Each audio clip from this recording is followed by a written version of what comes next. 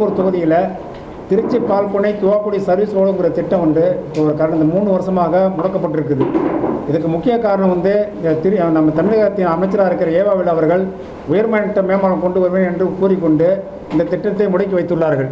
இந்த சாலையில் வந்து தினந்தோறும் விபத்துகள் நடக்கிறது, விபத்து இல்லாதனாலே இல்லைங்கிற அளவுக்கு இருக்குது.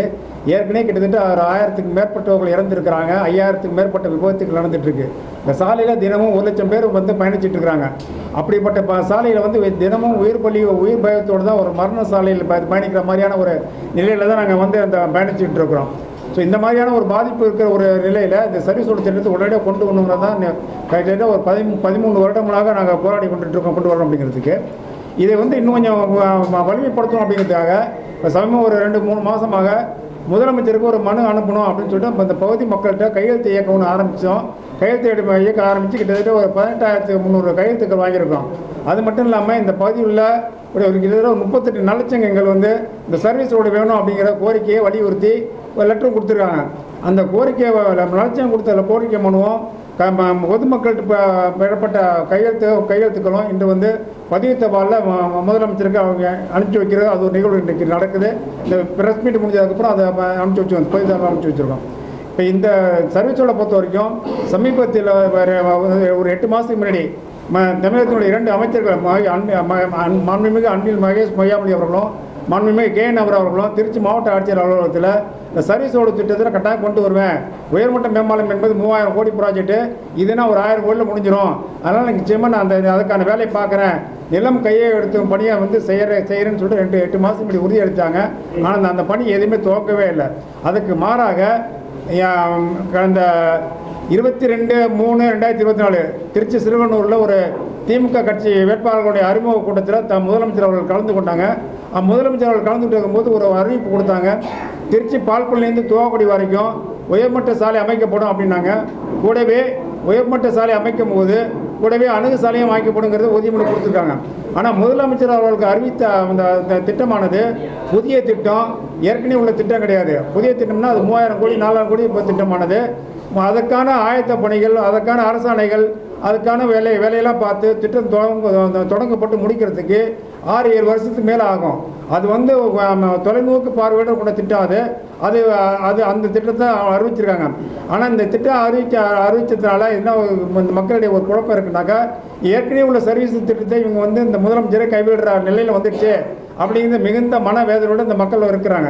ஆகவே இன்றைக்கு வந்து வருகின்ற நாடாளுமன்ற தேர்தலில் வந்து மக்கள் வாக்குச்சாவடி செல்லும்போது முதலமைச்சர் அவர்களே இந்த திட்டத்தை கைவிடுற நிலையில் இருக்குது என்ற மனவேதனையோடும் மனக்கசப்போடு தான் வாக்குச்சாவடி செல்கின்ற நிலையில் இருக்குது. எங்களுடைய கோரிக்கை என்ன, நாங்கள் இந்த பத்திரிகை செய்த சந்திப்பு சாராக இந்த கோரிக்கை என்ன வைக்கிறோம்னாக்கா, முதலமைச்சர் வைத்திருக்கிற திட்டம் வந்து தொலைநோக்கு பார்வையோட நீண்ட கால திட்டம், அது பின்னாடி செயல்படுத்தலாம். ஆனால் ஏற்கனவே வந்து திட்டம் அறிவிக்கப்பட்டு 2 அரசாணைகள் பிறப்பிக்கப்பட்டு உயர்நீதிமன்றமும் தீர்ப்பு வழங்கி சர்வீஸ் ரோடு பணியில் கிட்டத்தட்ட 3/4 வேலை அந்த நிலம் கையகப்படுத்தும் 3/4 வேலை முடிஞ்சிருச்சு. அந்த வேலையை வந்து தொடர்ந்து செஞ்சு அந்த நிலத்தை கையகப்படுத்தும் பணியை வந்து தமிழக முதல்வர் செஞ்சு கொடுக்கணும் அப்படிங்கிற அறிவிப்பை இந்த தேர்தலுக்கு முன்பாகவே கொடுக்கணுங்கிறது மக்களுடைய எதிர்பார்ப்பாக இருக்கிறது. இப்போ நிலத்தை கையப்படுத்துறதுக்கு வந்து ஏற்கனவே 84 கோடி ஒதுக்கியிருக்கிறாங்க. இன்னும் ஒரு 300-350 கோடி தான் பணம் ஒதுக்கணும். அந்த பணத்தை ஒதுக்கி அந்த நிலத்தை கையப்படுத்தி 3-4 மாதத்தில் நிலத்தை கையப்படுத்தி கொடுத்துட்டாங்கனாக்கா அடுத்து பாலம் கட்டுறது, ரோடு போடுற வேலையெல்லாம் மத்திய அரசு பார்த்துக்கும், அது தேசிய நெடுஞ்சாலை பார்த்துக்கும்.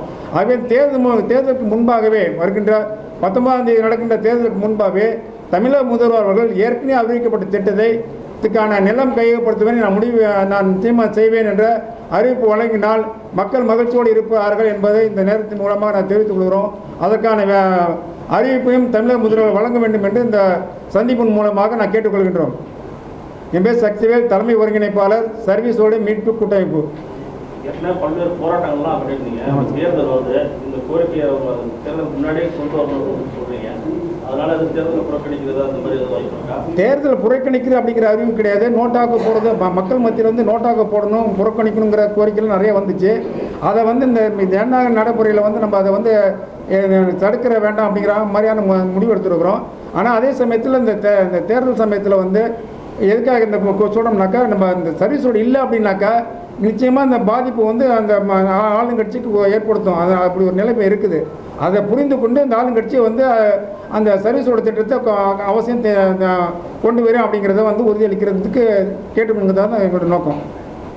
இந்த பகுதியில் வந்து தேர்தல் இப்போது வேட்பாளர்களும் இப்போதைய ஆளுங்கட்சியில் வந்து கேட்குறாங்க. அப்போ அதை உங்களுக்கு வந்து சொன்னாங்க இது தொடர்பாக? இல்லை, வர்ற வேட்பாளர் அத்தனை பேருமே வந்து நான் வந்தால் சர்வீஸ் ரோடு திட்டத்தை கொண்டு வருவேன்னு தான் சொல்கிறாங்க.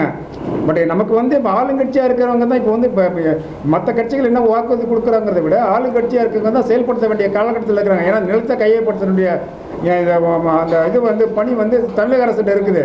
ஸோ அந்த ஆளுங்கட்சியை வந்து செய்யணுங்கிறது நம்ம வலியுறுத்துவோம். ஒவ்வொரு பகுதியும் இந்த தேர்தல் வேட்பாளர் கூட ஒவ்வொரு பகுதியும் போகும்போது நிச்சயமாக ஆங்காங்கே அந்த பகுதி மக்கள் வந்து எந்த சர்வீஸ் ரோடு என்னாச்சு அப்படிங்கிற கேள்வியை முன்வைப்பார்கள். அந்த சங்கடத்தை அவங்கள உணர்வார்கள். ஆகவே வந்து தமிழக முதல்வர் இதில் தலையிட்டு இந்த ஒரு பிரச்சனைக்கு முடிவு காணுங்கிறது தான் எங்களுக்கு கோரிக்கை. என்றும் மக்களின் பார்வையில் ரெட் தமிழ் டிவியை சப்ஸ்கிரைப் செய்யுங்கள்.